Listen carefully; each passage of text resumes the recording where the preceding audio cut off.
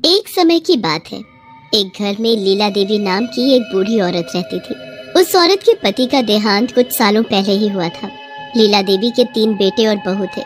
सबसे बड़े बेटे का नाम हरीश, उससे छोटे बेटे का नाम रवि और सबसे छोटे बेटे का नाम आकाश था। हरीश की बीवी हेमलता पूरा दिन बस घर के कामों में और अपनी सास की सेवा में लगी रहती थी। रवि की बीवी राधा बड़ी ही घुमक्कड़ और फैशनेबल औरत थी और कभी घर में टिकती ही नहीं थी। सबसे छोटे बेटे आकाश की बीवी हर वक्त लैपटॉप पर लगी रहती थी। एक दिन लीला देवी सुबह सुबह नहा धोकर मंदिर में पूजा करने जाती हैं। आ गए तुम सब, पर ये राधा और आरती कहाँ हैं? माँ जी, वो राधा तो पार गई है और आरती देर रात तक काम कर रही थी इसलिए सो रही है। हे भगवान, मैं क्या करूँ इन दोनों का। अरे कम से कम पूजा के वक्त तो सारा परिवार इकट्ठा हो ही सकता है, पर नहीं, एक को घूमने का बहाना चाहिए तो एक काम का बहाना बनाकर सुबह देर तक सोती रहती है। मेरी तो किस्मत ही फूट गई है जो मैं ऐसी बहुएं घर में ले आई।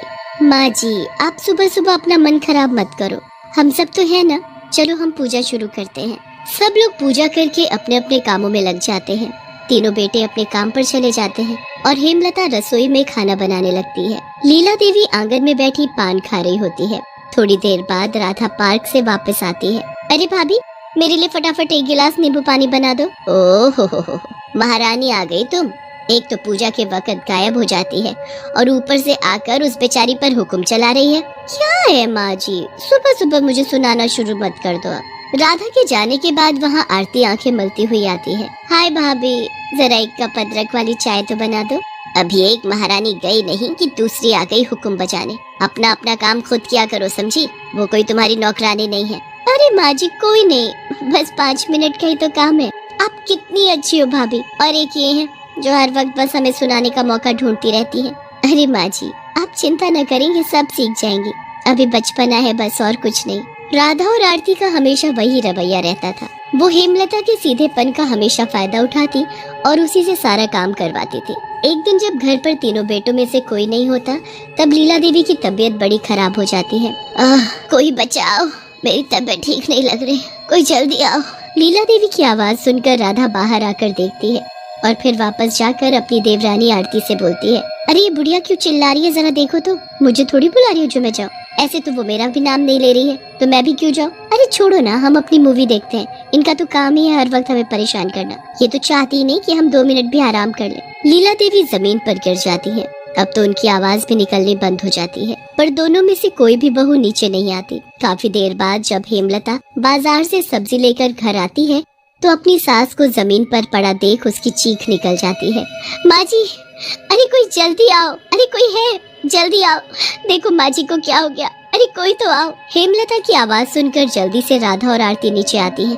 अरे इन्हें क्या हो गया? मैंने तुम दोनों को बोला था ना कि माँ जी का ध्यान रखना, आज उनकी तबीयत कुछ ठीक नहीं है। ओह हो, खुद तो आप बाजार चली गई थी घूमने और अब हम पर चिल्ला रही हो। मैं घूमने नहीं गई थी, मैं बाजार से जरूरी सामान लेने गई थी।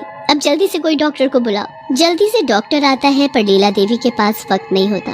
वो जाते जाते अपने गहने और घर के कागज हेमलता को दे जाती है। हेमलता बहुत रोती है, पर राधा और आरती को कोई फर्क नहीं पड़ रहा होता। लीला देवी के मरने पर हेमलता बिल्कुल अकेली पड़ जाती है, पर राधा और आरती को तो बड़ी ही खुशी हो रही होती है। उनके पति भी उनसे इतना डरते हैं कि उन्हें कुछ नहीं कह पाते। एक रात राधा पानी पीकर अपने कमरे में वापस जा रही होती है तो देखती है कि आंगन में कुर्सी पर बैठकर कोई पान खा रहा है। इस कुर्सी पर तो वो बुढ़िया बैठी थी, तो फिर इस वक्त यहाँ ये कौन हो सकता है? कहीं उनका भूत तो नहीं?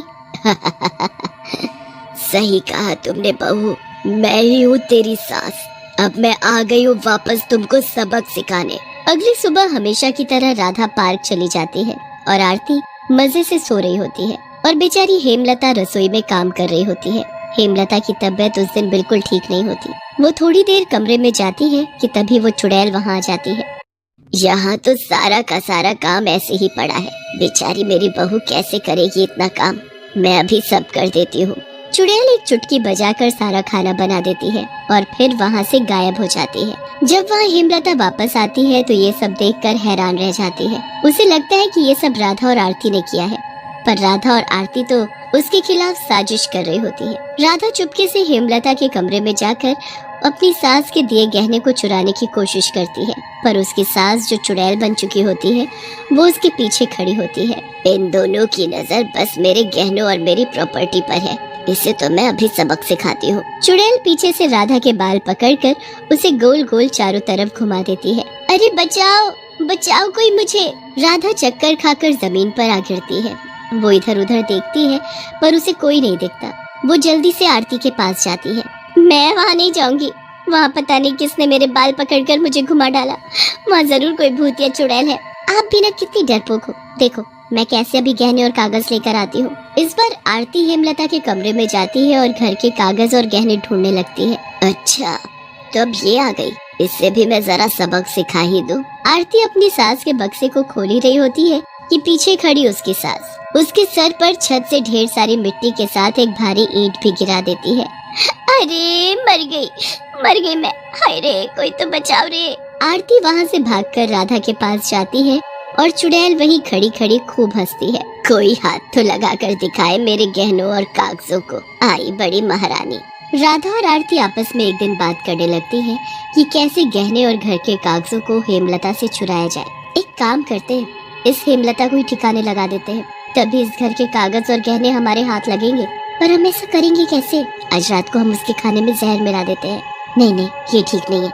हम सीढ़ियों पर तेल डाल देते हैं जिससे वो फिसलकर ऐसा गिरेगी कि बचने का कोई चांस ही नहीं। राधा और आरती पूरी सीढ़ियों पर तेल फैला देती हैं और चुड़ैल ये सब करते उन्हें देख लेती है। ये अब इन हरकतों पर आ गई, इनको तो मैं अभी बताती हूँ। चुड़ैल उन दोनों को ही पीछे से धक्का दे देती है और दोनों लुढ़कते हुए नीचे आ गिरती हैं। दोनों के सिर फट जाते हैं और सर से खून आने लगता है।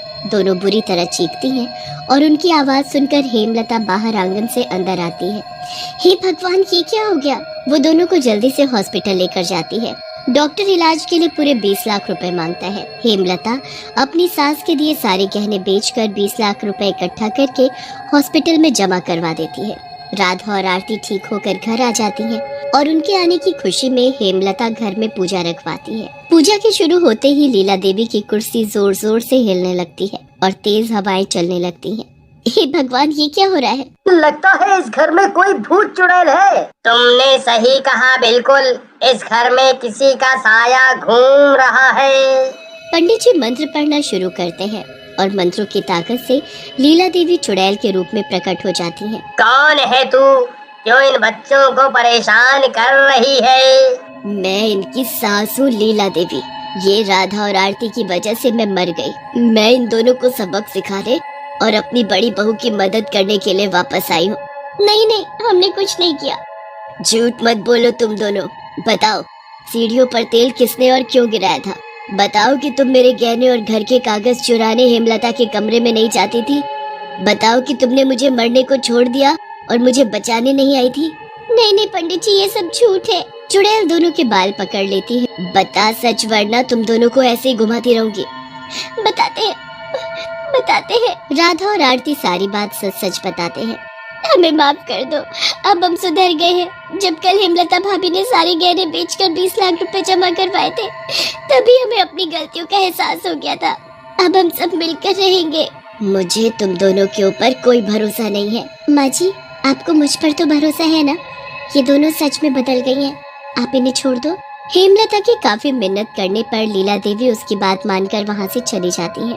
राधा और आरती को अपने किए पर बहुत पछतावा होता है और वो सुधर जाती है। उसके बाद वो तीनों बिल्कुल बहनों जैसी रहती हैं और हर काम मिलकर करती हैं।